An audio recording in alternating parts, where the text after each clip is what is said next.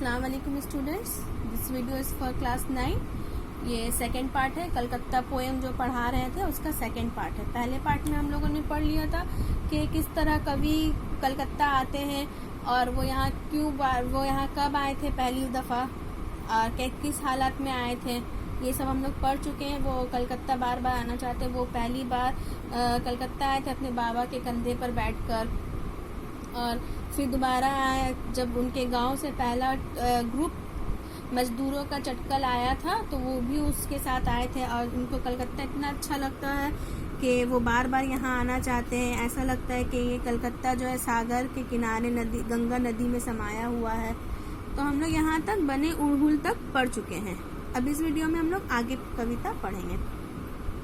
इतना प्यारा जैसे हाथी गन्ना चुसता, कोई दमकल घंटी बजाता दौड़ता। अब भी याद है मुझे वो दिन जब मैं कलकत्ता की सड़कों पर खेत खलिहान के पांवों से चल लाठी भर जगह छेकता। एक बार फिर मैं ढूंढता हूँ अपनी चाल, अपनी गति दुनिया के समस्त गतियों के मध्य। इस कविता में कवि कह रहे हैं कि इतना प्यारा जैसे हाथी गन्ने चुसता, कोई दमकल घंटी बजाता दौड़ता। ये इतना प्यारा जो है यहाँ पे ये कलकत्ता के बारे में कहा गया है। कलकत्ता शहर जो है उनको इतना प्यारा लगता था जैसे कोई हाथी गन्ना चुसता हुआ लगता है, मस्त दिखता है। वो अपने मस्ती में गन्ना जब कोई हाथी जब गन्ना चुसता है तो अपनी मस्ती में चुसता रहता है उसको मस्त होकर। उसी तरह से उनको ये लग रहा था कलकत्ता शहर भी।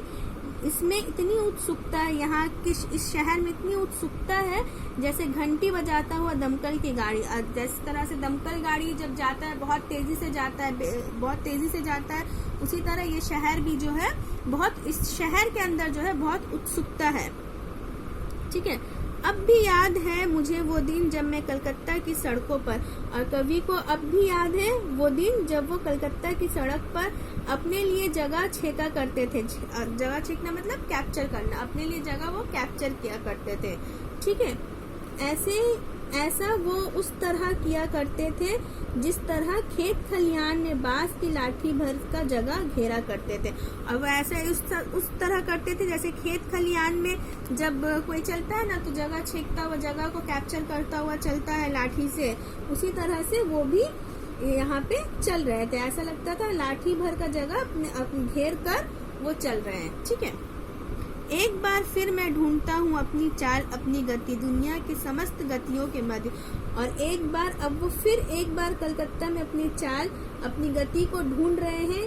यहाँ पर तो दुनिया की सारी गतियाँ विधाएं मौजूद है, और यहाँ पे सारी गतिविधाएं, यहाँ पे हर कुछ यहाँ पे मौजूद है। और वो एक बार फिर से अपना वो चाल, अपनी वो गति, अपनी रफ्तार, गति मतलब रफ्तार को है वो ढूंढ रहे हैं। यहाँ जो बड़ी बड़ी गाड़ियाँ चलती हैं जो बहुत ही तेज चलती हैं, उन सब के बीच वो फिर से अपने आप को कहीं एक बार फिर से वो अपनी रफ्तार को ढूंढ रहे हैं। ठीक है। मेट्रो ट्राम से लेकर हाथ रिक्शे तक सृष्टि के समस्त छंदों के मध्य अपने छंद ढूंढता। और वो हर चीज जो है, हर चीज में वो ढूंढ रहे हैं। मेट्रो ट्रेन से लेकर हाथ रिक्शे तक, जो मेट्रो ट्रेन का स्पीड है और हाथ रिक्शे का जो स्पीड है, वो इन सब के बीच यहाँ तेज गति से चलने वाली हर चीज और धीमी गति से भी चलने वाली हर चीज, जैसे सबसे तेज मेट्रो ट्रेन चलता है उससे लेकर, और हाथ रिक्शा जो आहिस्ता चलता है, हाथ रिक्शे की धीमी गति में चलने वाले हाथ रिक्शे तक भी उसी में कवि अपनी गति को ढूंढ रहे हैं। और इसी में कवि क्या है, अपनी गति, अपनी स्पीड को ढूंढ रहे हैं, अपनी विधाओं को ढूंढ रहे हैं। उनकी जो एक विधा है, उनकी जो रचना है वो उसे ढूंढ रहे हैं। उनके छंदों में अपना छंद ढूंढते हैं, और उनकी छंदों में जो है, उनके कविता में जो है अपने को ये सब चीज की जो आवाज है, इन सब की आवाज में वो कहीं अपनी कविता ढूंढ रहे हैं। इन मेट्रो ट्राम से लेकर और हाथ रिक्शे तक जो भी इनका रफ्तार है, इन सब रफ्तार के बीच में वो क्या ढूंढ रहे, अपना छंद, अपनी कविता को ढूंढ रहे हैं। मैं एक बेसहारा पैदल राहगीर वो जगह ढूंढ रहा हूँ जहाँ से पार कर सकूं ये चौरास्ता। अब यहाँ से वो क्या कह रहे हैं कि मैं एक बेसहारा पैदल राहगीर वो जगह ढूंढ रहा हूँ। अब वो खुद को एक राहगीर मतलब राह पे रास्ते में चलने वाला मुसाफिर, ठीक है, वो अब खुद को एक बेसहारा मुसाफिर की तरह ढूंढ रहे हैं जहाँ से वो पार कर सके चौरास्ता। चौरास्ता किसको कहते हैं? चार माथा का जो रास्ता होता है जहाँ चारों तरफ से गाड़ियाँ आती हैं उसको बोलते हैं चौरास्ता। एक राहगीर और उनका जीवन एक रास्ता है, और उनका जीवन जो है अब एक रास्ता है, वो अपना रास्ता ढूंढ रहे हैं।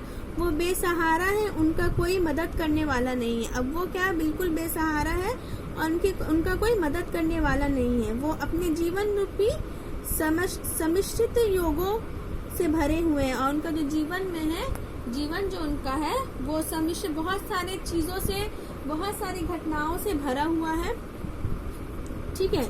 रास्ते को पार करने का वो ढूंढ रहे हैं कि किस तरह से वो इस रास्ते को पार कर सके, अर्थात वो अपने जीवन में जितनी भी उनकी घटनाएं घटी है उससे वो किस तरह से पार हो सके, ठीक है।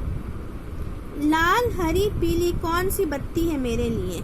लाल हरी पीली, जो ट्रैफिक लाइट के बारे में यहाँ पे बताया गया है, तो इस ट्रैफिक लाइट से वो अपना जो है कंपैरिजन कर रहे हैं। अपना जो मन की जो उनकी स्थिति है, मन का जो हालात है उनका, वो कंपैरिजन कर रहे हैं कि लाल हरी पीली बत्ती है वो वहाँ पर सड़क पर वो लाल हरी ट्रैफिक लाइट जो है, तो कौन सा लाइट उनके लिए, ये लाइट जो है उनको क्या इंडिकेट कर रहा है, ठीक है।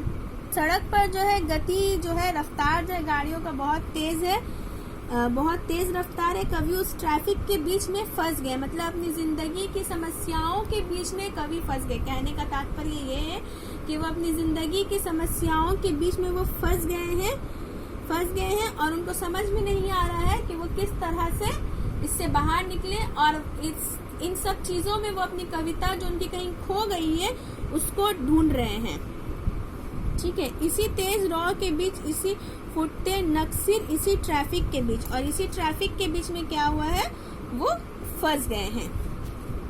नरपेंद्र चक्रवर्ती की कविता में उस नंग अधरंग आदिवासी बच्चे की तरह जो दिन रात के 10 बजे बीच चौरंगी पर दौड़ा, और उनको इस वक्त क्या याद आ रहा है? नरपेंद्र चक्रवर्ती की कविता याद आ रही है।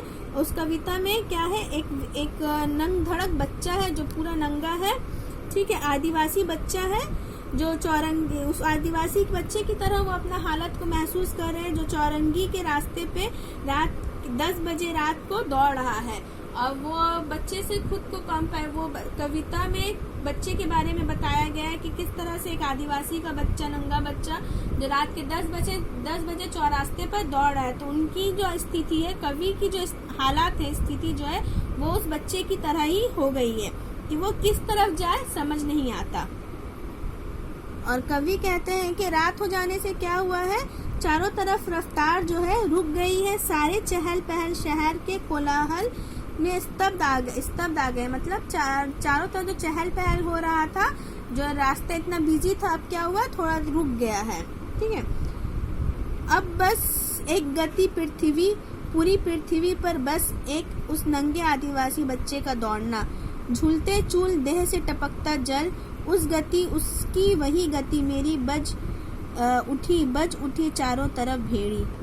अब क्या हुआ है, अब पृथ्वी पर चारों तरफ सिर्फ एक ही गति है, एक ही रफ्तार है। वो क्या है, जो अदृश्य गति है, वो सिर्फ उस बच्चे की गति, जो सब तरफ ट्रैफिक रुक जाने के बाद रात के 10 बजे जहाँ सब तरफ ट्रैफिक थम गया है, वहाँ पे सिर्फ उस बच्चे का ही रफ्तार दौड़ना दिख रहा है। जैसे कवि शारीरिक गति से स्थिरता की ओर पर मानसिक अस्थिरता में है, और ऐसा लग रहा है कि कवि इस अपने शारीरिक जो उनका शरीर जो है स्थिर हो गया है, और उनका मानसिक जो मेंटली जो है वो भी कहीं पे वो अब कहीं पे अस्थिर हो गया। वो बॉडी उनका ठहर गया, लेकिन उनका जो दिमाग में बात है वो चल रही है, ठीक है। वही गति शहरी कोलाहल की निस्तब्धता में पृथ्वी की गति बने रहने में है, और यही गति क्या है, शहर की अब स्थिर क्या है, पृथ्वी में बस गई है, पृथ्वी में ये बनकर रह गई है। कवि की स्थिति नंगे आदिवासी बच्चे की जैसी हो गया। कवि का हालात क्या हो गया है? नंगे आदिवासी बच्चे की जैसा हो गया है। जो हाल से बेहाल हो रहा है बच्चा होता है, वहीं कवि का भी हाल जो है बहुत बुरा हो रहा है। ठीक है, कवि की स्थिति उस आदिवासी बच्चे की तरह हो गई है। इन सभी सोच विचारों के बीच में पड़ा है कवि। इन सभी सोच विचारों के बीच में कवि काफी टेंस्ड है, कवि काफी परेशान है। इन सब सोच विचारों के बीच में कवि काफी परेशान है और वो एकदम स्थिर खड़ा है कि किसी भी तरह का हलचल नहीं हो रहा है। अचानक से तब क्या होता है? और अचानक से क्या होता है तब? कवि स्थिर होके कुछ सोच रहा है, वहीं अचानक से क्या होता है? उसका सोच को भंग करने वाला भेड़ी जो है कहीं से बच जाता है। ठीक है, कहीं से किसी चीज का आवाज जो है, तेज आवाज जो उसके कानों में आ जाती है और फिर से एक बार इस शहर की गतिमान होकर चल पड़ता है। और फिर से क्या होता है? एक बार फिर जो है जो उसकी सोच जो है, जहाँ वो फंसा हुआ था ट्रैफिक में, सोच रहा था, उसकी हालत उस आदिवासी बच्चे की तरह हो गई थी। कवि स्थिर हो गया था। वहीं पे क्या हुआ है? उसकी गति जो है अचानक से भेड़ी मतलब भोपू का आवाज, ठीक है, अचानक से कोई आवाज आती है और फिर से वो अपने सोच में अपनी रफ्तार में चल पड़ता है। लंदन, पेचिंग, न्यूयॉर्क, एक बार कोलकाता, बार बार। और अब यहाँ पे कवि कह रहे हैं, इस पंक्ति में कवि कह रहे हैं कि लंदन इंग्लैंड की राजधानी है, लंदन। पेचिंग चीन का बड़ा सा शहर है, पेचिंग। और न्यूयॉर्क अमेरिका का एक बड़ा शहर है। ठीक है, यहाँ पे ये एक बार जाएंगे। ये इस अंश में कवि कहते हैं कि लंदन, पेचिंग, न्यूयॉर्क, लंदन, पेचिंग, न्यूयॉर्क जो है वो एक बार जाएंगे, लेकिन उनकी इच्छा जो है कलकत्ता आने की वो बार बार होती है। वो बार बार कलकत्ता आना चाहते हैं। उस कलकत्ते के उन्हें कलकत्ता से बहुत ज्यादा लगाव है, प्रेम है, क्योंकि कलकत्ता जो है उनका प्रिय शहरों में से एक है। ये अपने आप में एक दुनिया है। कलकत्ता के बारे में वो कहते हैं कि वो अपने आप में ही पूरा एक दुनिया है। ठीक है, वो अपने आप में पूरा एक दुनिया, सब कुछ इसमें समाहित है। और कलकत्ता ही एक ऐसा शहर है जहाँ पे सब कुछ एक जगह पर मिल जाता है, सब कुछ इस यहाँ पे बसा हुआ है। इसलिए वो कहते हैं कि लंदन, पेचिंग, न्यूयॉर्क मतलब पूरी दुनिया वो एक बार जाएंगे, एक बार घूमेंगे, लेकिन कलकत्ता जो है कभी बार बार आना चाहते हैं। ये हमारा पोएम यहाँ पे एंड हो गया है। ठीक है, होपफुली आप लोगों को एक्सप्लेनेशन समझ में आया होगा।